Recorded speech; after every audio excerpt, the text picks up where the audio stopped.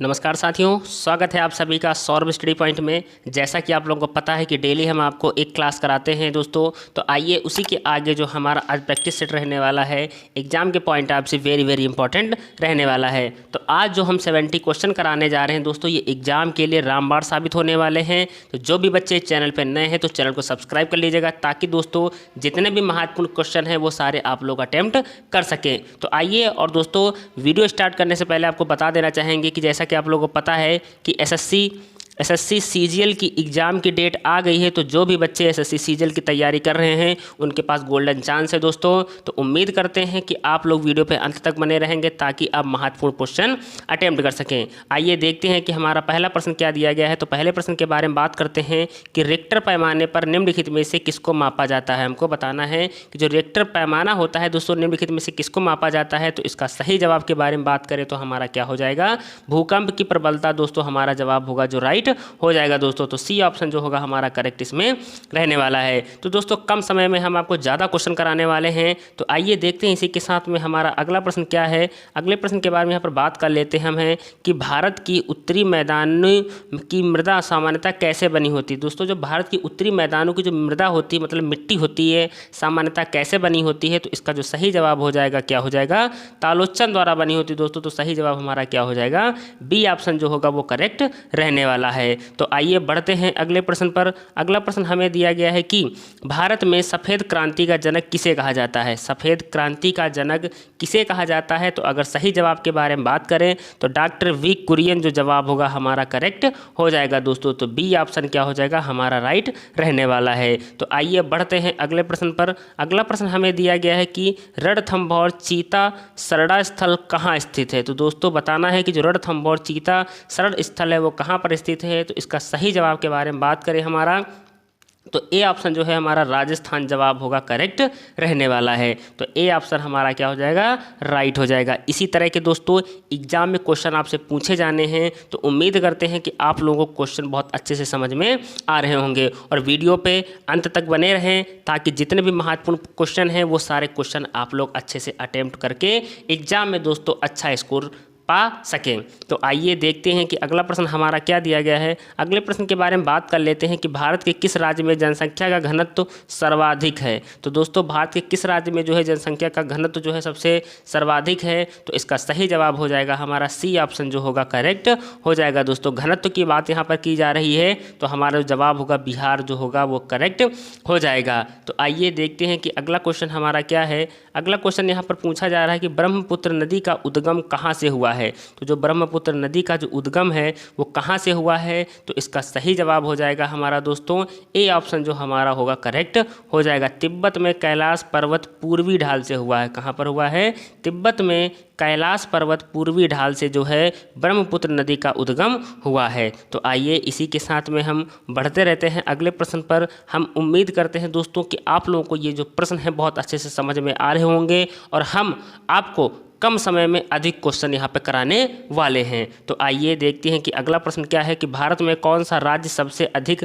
राज्यों की सीमाओं को स्पर्श करता है। तो भारत में कौन सा राज्य है जो सबसे अधिक राज्यों की सीमाओं का स्पर्श करता है। तो इसका सही जवाब हो जाएगा हमारा सी ऑप्शन जो होगा करेक्ट हो जाएगा। उत्तर प्रदेश जो दोस्तों है वो अधिक राज्यों की सीमाओं को स्पर्श करता है। तो अगर बात करें कि उत्तर प्रदेश की जो सीमा है वो किससे किससे दोस्तों टच करती है, किससे छूती है। तो पहला दोस्तों हो जाएगा हमारा बिहार। दूसरा बात करें तो हमारा हो जाएगा झारखंड। तीसरा अगर बात करें दोस्तों हो जाएगा हमारा छत्तीसगढ़। चौथा बात करें तो हमारा हो जाएगा मध्य प्रदेश। अगला है दोस्तों हमारा राजस्थान। अगला बात करें तो दोस्तों हमारा हो जाएगा हिमाचल प्रदेश। अगला बात करें दोस्तों हमारा हो जाएगा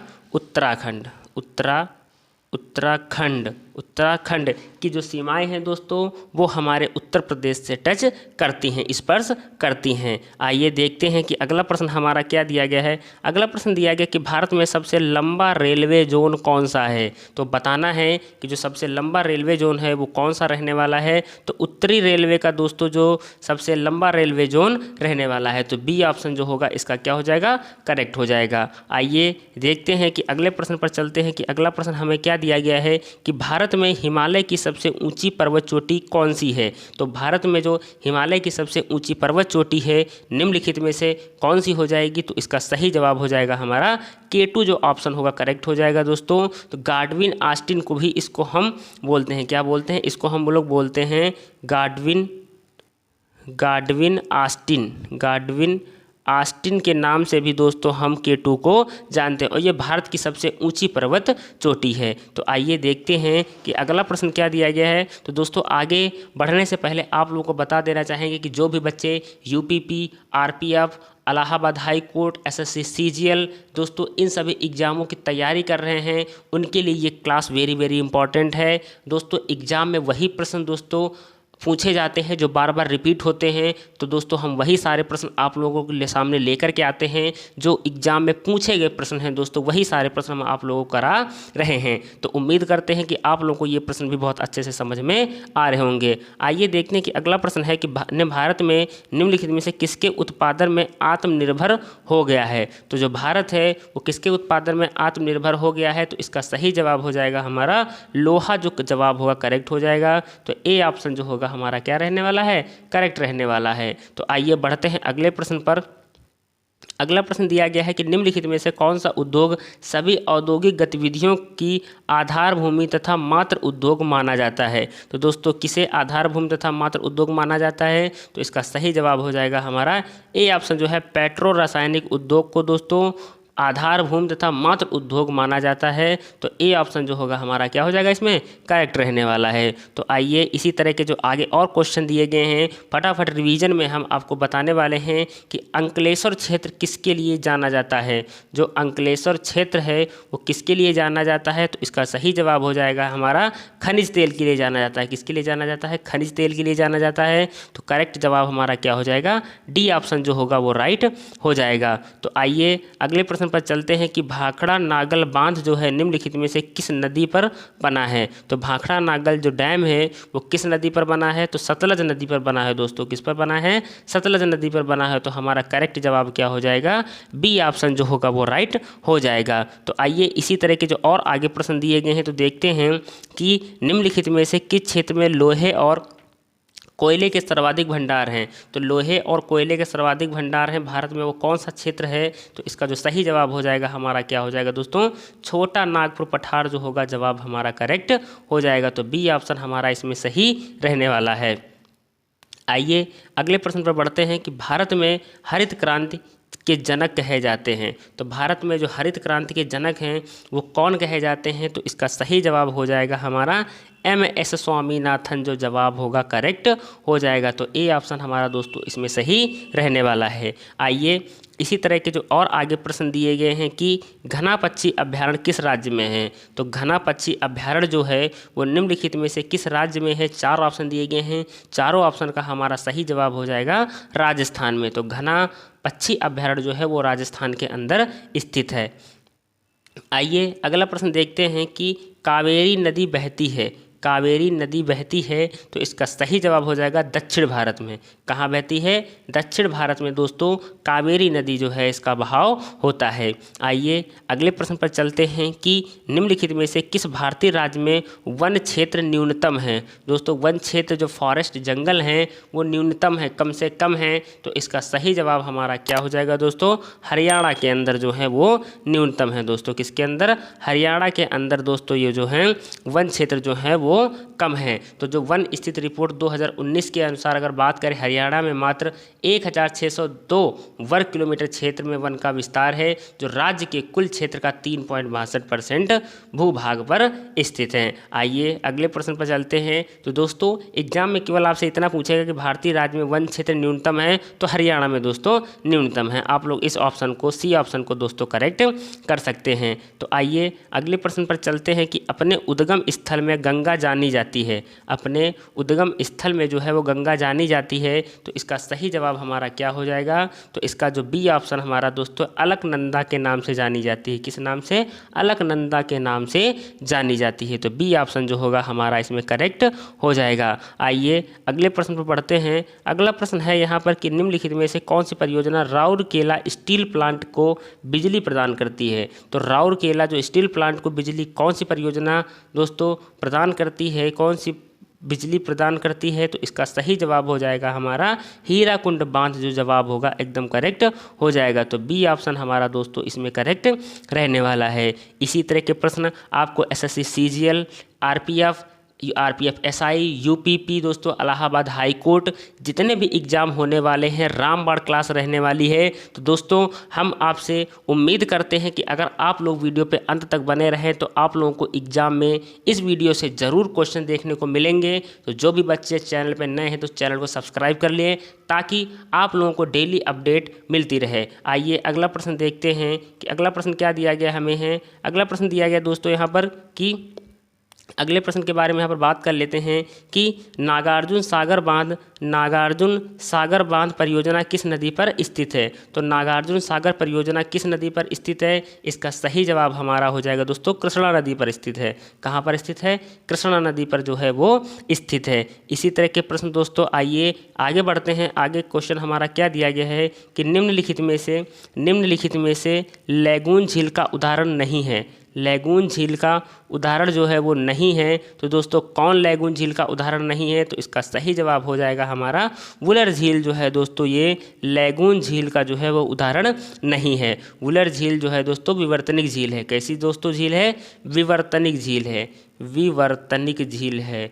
विवर्तनिक झील है दोस्तों। कैसी झील है? विवर्तनिक झील है। तो दोस्तों लैगून झील का उदाहरण कौन नहीं? वुलर झील जो है वो लैगून झील का उदाहरण नहीं है और ये जम्मू कश्मीर के अंदर स्थित है। आइए अगले प्रश्न पर चलते हैं। अगला प्रश्न हमें क्या दिया गया है कि भारत में सर्वाधिक चांदी पाई जाती है। भारत में सर्वाधिक चांदी कहाँ पर पाई जाती है? तो इसका सही जवाब हो जाएगा हमारा दोस्तों आंध्र प्रदेश में 32% चांदी का उत्पादन होता है। तो दोस्तों अगर बात करें, अगर आंध्र प्रदेश के बारे में बात करता है दोस्तों तो 32% दोस्तों चांदी का उत्पादन होता है। और भारत में सर्वाधिक चांदी कहाँ पाई जाती है? तो दोस्तों सी ऑप्शन जो होगा करेक्ट हो जाएगा। राजस्थान में जो दोस्तों सर्वाधिक चांदी पाई जाती है। तो आइए अगले प्रश्न पर बढ़ते हैं कि अगला प्रश्न हमारा क्या दिया गया है। अगला प्रश्न है कि गन्ने का मूल उत्पादक देश निम्नलिखित में से कौन सा है? तो गन्ने का जो मूल उत्पादक देश है निम्नलिखित में से कौन सा है? तो इसका सही जवाब हो जाएगा हमारा भारत जो है दोस्तों, इंडिया जो है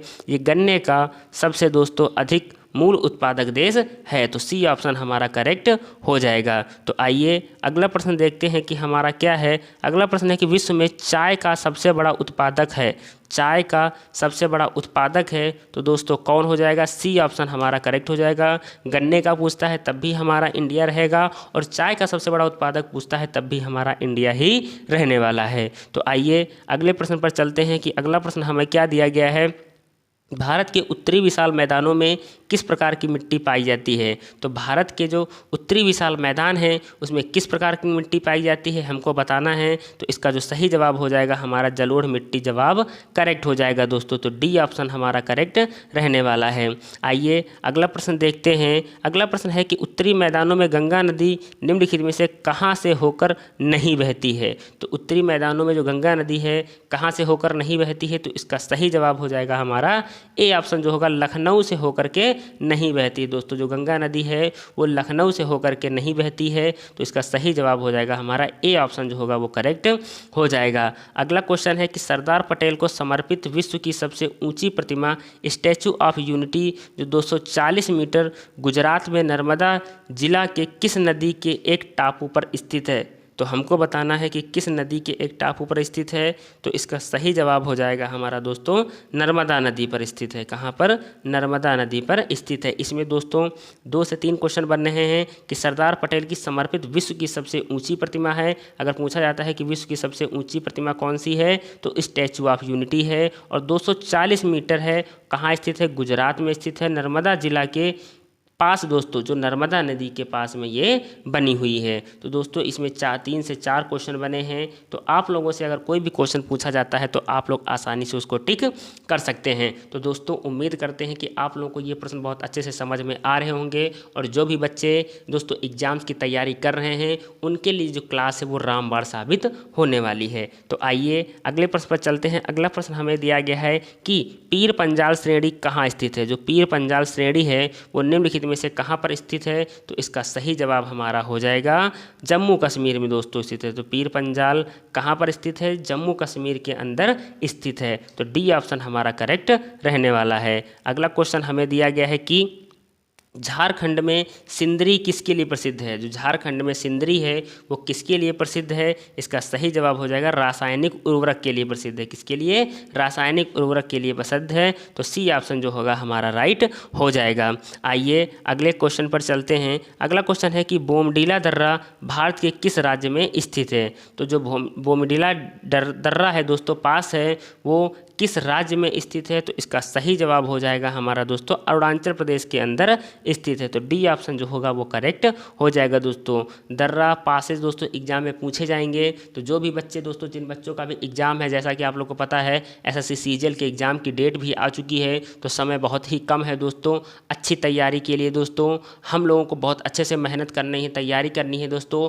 हम आपके साथ बराबर दोस्तों बने रहेंगे, बस आप लोग हमारा सपोर्ट करते रहिएगा दोस्तों। तो आइए देखते हैं कि अगला प्रश्न हमारा क्या दिया गया है। अगले प्रश्न के बारे में बात करते हैं हम कि लूनी नदी मुख्यतः किस राज्य में बहती है। अगर बात करें कि लूनी नदी जो है वो किस राज्य में बहती है तो इसका सही जवाब हो जाएगा हमारा राजस्थान के अंदर बहती है। कहाँ बहती है दोस्तों, राजस्थान के अंदर बहती है। अगले प्रश्न पर बढ़ते हैं। अगला क्वेश्चन दिया गया है हमें कि निम्नलिखित में से किस स्थान पर सबसे अधिक खनिज तेल पाया जाता है। तो किस स्थान पर जो है सबसे अधिक खनिज तेल पाया जाता है। तो इसका सही जवाब हमारा हो जाएगा दोस्तों, सही जवाब हमारा रहने वाला है बॉम्बे हाई, जो हमारा जवाब होगा सही हो जाएगा। तो बी ऑप्शन हमारा करेक्ट रहने वाला है। आइए इसी के साथ में हम बढ़ते रहते हैं अगले प्रश्न पर कि वन स्थिति रिपोर्ट 2019 के अनुसार भारत में वन देश के कितने प्रतिशत भाग में है। भारत में जो वन देश के कितने प्रतिशत भाग में है। तो इसका सही जवाब हमारा क्या हो जाएगा दोस्तों, तो 21.67% जो जवाब होगा करेक्ट हो जाएगा। तो बी ऑप्शन जो होगा 2019 की रिपोर्ट के अनुसार दोस्तों ये है। तो दोस्तों हमारा कितना हो जाएगा 21.67% जो दोस्तों भाग रहने वाला है। आइए अगला क्वेश्चन देखते हैं हमारा क्या है। अगला क्वेश्चन है कि तूतीकोरिन तथा कांडला पोर्ट किन राज्य में है। तूतीकोरिन कांडला पोर्ट जो है वो किन राज्य में है। तो इसका सही जवाब हमारा क्या रहने वाला है, तो दोस्तों तमिलनाडु व गुजरात में। अगर बात करें दोस्तों यहाँ पर हम तूतीकोरिन की दोस्तों तमिलनाडु के अंदर स्थित है और कांडला पोर्ट जो है वो गुजरात के अंदर स्थित है। तो सी ऑप्शन हमारा करेक्ट हो जाएगा। तो आइए अगला प्रश्न देखते हैं कि निम्नलिखित में से कौन सा बांध सबसे लंबा है। हमको बताना है कि कौन सा बांध जो है वो सबसे लंबा है। तो इसका सी ऑप्शन जो होगा हीराकुंड बांध जो है दोस्तों वो सबसे लंबा बांध रहने वाला है। आइए अगला क्वेश्चन देखते हैं हमारा क्या है कि हल्दिया तेल शोधक कारखाना स्थित है। हल्दिया तेल शोधक जो कारखाना है वो कहाँ पर स्थित है, तो पश्चिम बंगाल के अंदर स्थित है। कहाँ स्थित है, पश्चिम बंगाल के अंदर स्थित है। आइए अगले प्रश्न पर चलते हैं कि सिमलीपाल राष्ट्रीय पार्क स्थित है। सिमलीपाल जो राष्ट्रीय पार्क है वो कहाँ पर स्थित है, तो उड़ीसा के अंदर स्थित है। कहाँ पर, उड़ीसा के अंदर स्थित है। तो ए ऑप्शन होगा हमारा क्या हो जाएगा दोस्तों, एकदम करेक्ट रहने वाला है। आइए अगले प्रश्न पर बढ़ते हैं कि हीराकुंड बांध किस नदी पर बना हुआ है। हमको बताना है कि जो हीराकुंड बांध है निम्नलिखित में से किस नदी पर बना हुआ है, तो महानदी पर बना हुआ है दोस्तों। कहाँ पर बना हुआ है, महानदी के ऊपर बना हुआ है। आइए फटाफट रिवीजन में दोस्तों देखते हैं कि अगला क्वेश्चन हमारा क्या है। निम्नलिखित में से कौन सा दर्रा जम्मू कश्मीर में है। निम्नलिखित में से कौन सा दर्रा जो है वो जम्मू कश्मीर में है। तो जोजिला दर्रा जो दोस्तों है वो कहाँ पर है, जम्मू कश्मीर के अंदर स्थित है। आइए अगले प्रश्न पर चलते हैं कि भारत में सर्वाधिक पटसन या जूट का उत्पादन करने वाला राज्य है। तो दोस्तों सर्वाधिक पटसन या जूट का उत्पादन करने वाला राज्य कौन सा है, तो इसका सही जवाब हो जाएगा हमारा पश्चिम बंगाल होगा। दोस्तों ये एग्जाम में पूछा गया प्रश्न है, तो आप लोगों से दोस्तों निवेदन है कि आप लोग इस तरह के प्रश्नों को बहुत अच्छे से तैयार करते हुए चलिएगा, ताकि एग्ज़ाम में बैठते समय दोस्तों आपको किसी भी तरह की कोई भी दिक्कत ना हो। और दोस्तों सपोर्ट बनाए रखिए ताकि दोस्तों हम आपको डेली एक क्लास कराएं। जो एग्ज़ाम में दोस्तों जो भी एग्ज़ाम आने वाले होंगे दोस्तों, उन सभी एग्ज़ामों के लिए जो क्लास होगी बहुत ही अच्छी साबित होने वाली है। आइए अगले प्रश्न पर चलते हैं कि अगला प्रश्न हमें दिया गया है कि निम्नलिखित में से कौन सी नदी महाराष्ट्र के नासिक ज़िले में है। तो महाराष्ट्र के नासिक ज़िले में कौन सी नदी है तो हमको बताना है। इसका सही जवाब हो जाएगा गोदावरी जो है दोस्तों, ये महाराष्ट्र दोस्तों नासिक ज़िले में स्थित है। महाराष्ट्र के नासिक ज़िले में गोदावरी नदी जो है वो स्थित है। अगले प्रश्न पर चलते हैं कि निम्नलिखित में से किस स्थान पर तेल शोधक कारखाना है। तेल शोधक कारखाना दोस्तों किस स्थान पर है तो इसका सही जवाब हो जाएगा हमारा बरौनी के अंदर दोस्तों जो है वो तेल शोधन कारखाना स्थित है। आइए अगला क्वेश्चन है हमारा कि भारत का सबसे पहला तट आधारित आधुनिक एकीकृत इस्पात संयंत्र कहाँ स्थित है। इस्पात संयंत्र कहाँ स्थित है तो विशाखापत्तनम के अंदर स्थित है। कहाँ पर दोस्तों, विशाखापत्तनम के अंदर स्थित है। तो डी ऑप्शन जो होगा हमारा करेक्ट हो जाएगा। अगला क्वेश्चन है कि राजघाट बांध किस नदी पर स्थित है। तो राजघाट जो बांध है वो किस नदी पर स्थित है तो ये बेतवा नदी पर स्थित है। कहाँ पर स्थित है, बेतवा नदी पर स्थित है। तो सी ऑप्शन जो होगा हमारा क्या हो जाएगा, इसमें करेक्ट हो जाएगा। तो इसी तरह के जो क्वेश्चन है वो सारे प्रश्न हम आप लोगों को करा रहे हैं। उम्मीद करते हैं कि आप लोगों को ये क्वेश्चन बहुत अच्छे से समझ में भी आ रहे होंगे और आप लोग इन क्वेश्चन को बहुत अच्छे से रिपीट करते हुए चलेंगे दोस्तों, ताकि एग्जाम में आपको किसी भी तरह की कोई भी दिक्कत ना हो। आइए अगला क्वेश्चन देखते हैं कि निम्नलिखित में से कौन सी पर्वत श्रेणियाँ तमिलनाडु में नहीं हैं। हमको बताना है कि कौन सी जो पर्वत श्रेणियाँ हैं वो तमिलनाडु में नहीं स्थित हैं। तो इसका जो सही जवाब हो जाएगा नल्लामाला की पहाड़ियाँ जो दोस्तों हैं वो तमिलनाडु के अंदर स्थित नहीं है। तमिलनाडु के अंदर नीलगिरी की पहाड़ियाँ हैं, सेवराय की पहाड़ियाँ हैं और जवाड़ी पहाड़ियाँ जो दोस्तों हैं वो तमिलनाडु की पहाड़ियाँ हैं। आइए अगले क्वेश्चन पर चलते हैं। अगला क्वेश्चन है हमारा कि टिहरी बांध का पानी किस नदी में मिलता है। जो टिहरी नदी का दोस्त बांध का जो पानी है वो किस नदी में मिलता है तो इसका सही जवाब हमारा हो जाएगा भागीरथी नदी में मिलता है। किस में मिलता है, भागीरथी में मिलता है। तो बी ऑप्शन जो होगा हमारा क्या हो जाएगा, राइट हो जाएगा। आइए अगला क्वेश्चन देखते हैं कि कौन सी नदी रिफ्ट घाटी से होकर बहती है। तो दोस्तों निम्नलिखित में से कौन सी नदी जो है रिफ्ट घाटी से होकर बहती है, इसका करेक्ट जवाब हो जाएगा हमारा नर्मदा नदी से। दोस्तों कौन सा जवाब हो जाएगा हमारा, निम्नलिखित में दोस्तों जो नर्मदा नदी है वो रिफ्ट घाटी से होकर के बहती है। तो सी ऑप्शन हमारा करेक्ट हो जाएगा। आइए अगले प्रश्न पर चलते हैं कि दफला तथा सिंघपो जनजातियां निम्नलिखित में से किस प्रदेश में पाई जाती हैं। अगर बात करें दफला और सिंघपो जो जनजातियां हैं वो निम्नलिखित में से किस प्रदेश में पाई जाती हैं तो इसका सही जवाब हो जाएगा हमारा अरुणाचल प्रदेश में पाई जाती हैं। कहाँ पाई जाती हैं दोस्तों, अरुणाचल प्रदेश के अंदर पाई जाती हैं। तो डी ऑप्शन जो होगा हमारा करेक्ट हो जाएगा। आइए अगले प्रश्न पर चलते हैं। अगला क्वेश्चन है हमारा कि तमिलनाडु के तटीय भागों में जाड़ों में वर्षा की प्राप्ति निम्नलिखित में से किससे होती है। तो दोस्तों जो जाड़ों में जो वर्षा की प्राप्ति है वो किससे होती है तो इसका सही जवाब हमारा हो जाएगा ए ऑप्शन जो होगा उत्तरी पूर्वी मानसून के द्वारा दोस्तों जो है वो जाड़ों में वर्षा की प्राप्ति होती है। तो उत्तरी पूर्वी मानसून जब दोस्तों आता है तब जाड़ों में वर्षा की प्राप्ति हमारे यहाँ होती है। आइए अगला क्वेश्चन देखते हैं कि प्राचीन बंदरगाह नगर भृगु कच्छ निम्नलिखित में से किस नदी के मुहाने पर बसा हुआ है। तो जो प्राचीन बंदरगाह नगर जो है भृगु कच्छ है वो किस नदी पर मुहाने पर बसा हुआ है तो इसका सही जवाब हो जाएगा हमारा नर्मदा नदी पर बसा हुआ है। तो दोस्तों डी ऑप्शन हमारा क्या हो जाएगा, राइट रहने वाला है। तो आइए देखते हैं कि अगला क्वेश्चन हमारा है कि निम्नलिखित तटों में से कौन सा जुलाई तथा अगस्त महीनों में साधारणतया शुष्क रहता है। तो दोस्तों तटों में जो कौन सा जुलाई तथा अगस्त महीने में साधारणतः शुष्क रहता है तो इसका सही जवाब हमारा हो जाएगा कोरोमंडल तट जो होगा वो करेक्ट हो जाएगा दोस्तों। तो ए ऑप्शन हमारा क्या हो जाएगा, एकदम राइट रहने वाला है। आइए अगले क्वेश्चन पर बढ़ते हैं। अगले क्वेश्चन पर बढ़ने से पहले आप लोगों को बताना चाहेंगे दोस्तों कि अगर चैनल पर नए हैं तो चैनल को सब्सक्राइब कर लीजिएगा, क्योंकि दोस्तों जैसा कि आप लोगों को पता है कि हमारे सभी एग्ज़ाम्स की डेट जो है वो धीरे धीरे आ रही हैं और एसएससी सीजीएल की एग्ज़ाम्स की डेट भी आ चुकी है। तो जो भी बच्चे दोस्तों इन सभी एग्ज़ामों की तैयारी कर रहे हैं उनके लिए दोस्तों ये जो क्लास है वो रामबाण साबित होने वाली है। आइए अगले प्रश्न पर चलते हैं कि निम्नांकित कृषि उपज एवं उल्लेख मुख्य उत्पादक क्षेत्रों के युग्म में कौन सा सही नहीं है। कौन सा सही नहीं है, तो सी ऑप्शन जो होगा हमारा करेक्ट हो जाएगा। काफ़ी दोस्तों जो है वो आंध्र प्रदेश में नहीं होती है ज़्यादा। दोस्तों यहाँ पर जूट जो है पश्चिम बंगाल में सबसे ज़्यादा होता है। अगर बात करें चीनी उत्तर प्रदेश में सबसे ज़्यादा पाई जाती है, तिलहन गुजरात में पाई जाती है, लेकिन कॉफ़ी आंध्र प्रदेश में नहीं पाई जाती है दोस्तों। तो सी ऑप्शन हमारा करेक्ट हो जाएगा। आइए अगला क्वेश्चन देखते हैं कि कार्डामम हिल कहाँ स्थित है। जो कार्डामम हिल है वो निम्नलिखित में से कहाँ स्थित है, तो इसका सही जवाब हो जाएगा हमारा केरल के अंदर स्थित है दोस्तों। कहाँ पर स्थित है? केरल के अंदर कार्डामम हिल स्थित है। अगले क्वेश्चन पर चलते हैं। अगला क्वेश्चन है कि निम्नलिखित में से कौन सा बंदरगाह भारत में अरब सागर के तट पर स्थित है। तो भारत के अरब सागर के तट पर कौन सा बंदरगाह स्थित है, तो इसका सही जवाब हमारा क्या हो जाएगा दोस्तों। अगर बात करें यहाँ पर हमारे सही जवाब की दोस्तों, तो इसका जो ऑप्शन हमारा दोस्तों जहाँ पर नीचे दिया गया है कि नीचे दिए गए कोड का प्रयोग करके सही उत्तर चुनिए, तो दोस्तों इसका जो सही जवाब हो जाएगा हमारा क्या हो जाएगा दोस्तों, डी ऑप्शन। पहला, दूसरा और चौथा जो जवाब होगा करेक्ट हो जाएगा दोस्तों।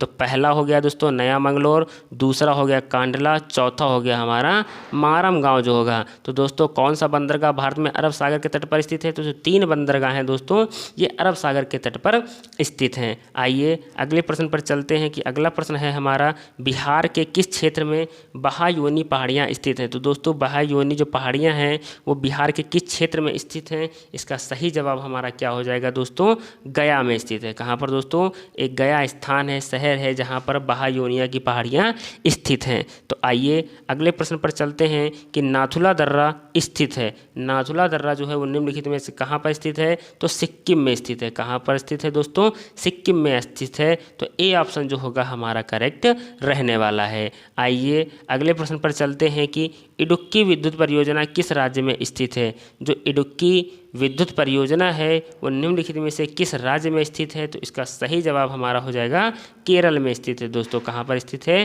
केरल के अंदर स्थित है। तो ए ऑप्शन जो होगा हमारा करेक्ट रहने वाला है। तो आइए अगले प्रश्न पर चलते हैं। अगला प्रश्न है कि भारतीय राज्य से होकर कर्क रेखा नहीं गुजरती है। जो 4 ऑप्शन दिए गए हैं, चारों ऑप्शन में से हमको देख करके बताना है जो भारतीय राज्य से होकर के कर्क रेखा नहीं गुजरती है, तो इसका करेक्ट जवाब हमारा क्या हो जाएगा दोस्तों, मणिपुर से होकर के नहीं जाती है दोस्तों। किससे नहीं जाती है, मणिपुर से होकर के नहीं जाती है। आइए अगले प्रश्न पर चलते हैं कि सांभर झील किस राज्य में स्थित है। तो हमको बताना है कि जो सांभर झील है वो निम्नलिखित में से किस राज्य में स्थित है, तो इसका सही जवाब हो जाएगा दोस्तों हमारा राजस्थान में स्थित है। कहाँ पर स्थित है, राजस्थान के अंदर स्थित है। और ए ऑप्शन जो होगा हमारा करेक्ट हो जाएगा। आइए अगले प्रश्न पर चलते हैं कि निम्नलिखित में भारत में किसके सर्वाधिक भंडार हैं। भारत में किसके सर्वाधिक भंडार हैं, तो इसका जो सही जवाब हमारा हो जाएगा क्या हो जाएगा, थोरियम के दोस्तों भंडार हैं। सबसे ज़्यादा किसके भंडार हैं, थोरियम के भंडार हैं।